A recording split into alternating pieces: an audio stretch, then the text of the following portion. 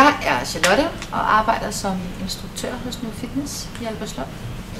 Det er både, at man står ude i receptionen, og man laver programmer til nyindmeldelser, laver nye programmer, træningsmetoder til allerede medlemmer heroppe, og så underviser jeg i forskellige holdtyper.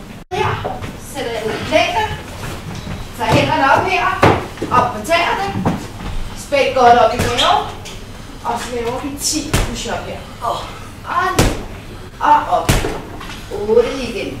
Jeg kan godt lide med mit job, at man går ind og hjælper nogle folk, der nogle gange har problemer i forhold til med velvære. Det kan både være folk med sukkersyge eller overvægt eller astmatiske lidelser, så man går ind og hjælper med at få en bedre hverdag. Og så selvfølgelig alle de forskellige relationer, man har til rigtig mange forskellige mennesker i alle aldre.